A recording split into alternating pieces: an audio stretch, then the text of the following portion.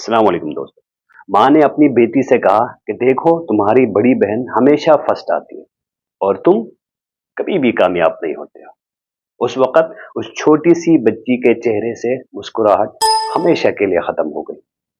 सोचो, एक छोटा सा लाइन किसी की जिंदगी बर्बाद कर सकती है। आज आपको मैं एक ऐसी कहानी सुनाने जा रहा हूं जिसको अगर आप आखिर तक सुनेंगे तो शायद आपकी सोच बिल्कुल बदल जाए, आपके सोचने का जाविया बिल्कुल तब्दील हो सकता है। एक छोटी सी लड़की थी जिसका नाम था सारा। उसकी एक बड़ी बहन थी आयशा। वो हम क्लास में हमेशा फर्स्ट आती थी। सारे टीचर्स की वो फेवरेट थी। घर वाले उस पर फख्र करते थे। उसको किसी बात के समझने में बहुत कम वक्त लगता था। हर चीज वो जल्दी समझती थी। लेकिन सारा थोड़ी सी अलग थी। उसको चीजें समझने में वक्त लगता था। वो धीरे धीरे लिखती थी। एक सवाल को बार बार पढ़कर समझती थी। और घर वाले उससे कहते कि देखो तुम्हारी बहन को समझाने की जरूरत ही नहीं पड़ती और तुम्हें समझने में इतना ज्यादा वक्त क्यों लगता है। यह अल्फाज सारा के दिल में बहुत गहरी लगती थी। उसे लगता था कि शायद वो अपनी बहन जैसी कभी नहीं बन सकती। शायद वो क्लास में कभी फर्स्ट नहीं आ सकती।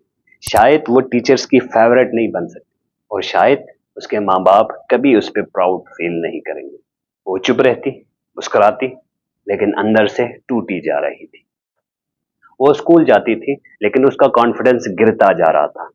क्लास में टीचर कोई सवाल पूछता तो उसको जवाब आता होता था, लेकिन वो जवाब नहीं भी दे पाती थी। ये सोचकर कि अगर जवाब गलत होगा तो सारे क्लास फेलोज मेरे ऊपर हंसेंगे। उसके दोस्तों ने भी उसका मजाक उड़ाना शुरू किया था कि तुम हमेशा आखिर में समझते हो। कोई भी सवाल हो उसको समझने में तुम्हें बहुत ज्यादा टाइम लगता है।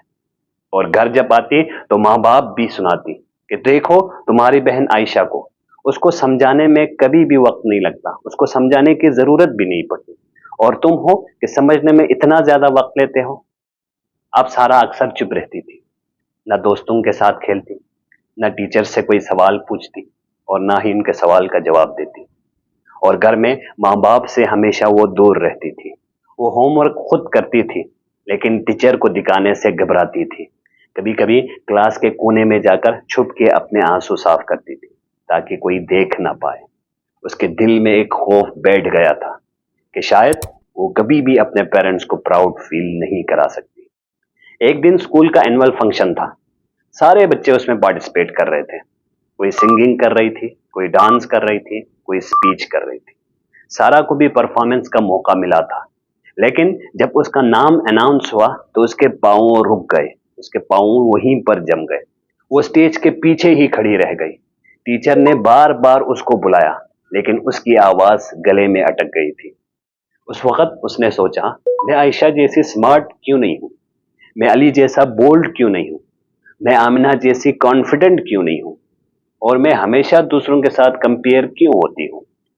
इवेंट खत्म हुआ। सारे माँ बाप आ गए, अपने बच्चों की तारीफ की और कहा तुम लोगों ने बहुत अच्छा परफॉर्म किया। सारा चुप थी। उसके पेरेंट्स आए, उसको गौर से देखा और कहा देखो बाकी सारे बच्चे बहुत ज्यादा कॉन्फिडेंट हैं और एक तुम हो जिसमें कॉन्फिडेंस बिल्कुल भी नहीं है।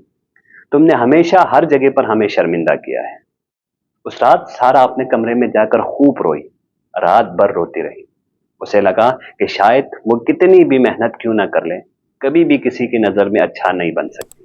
और उस दिन ये बात उसके दिल में गहरी तरह बैठ गई कि शायद वो बेकार है और वो कभी भी अपनी बहन जैसी नहीं बन सकती। वो कभी भी जिंदगी में कामयाब नहीं हो सकती।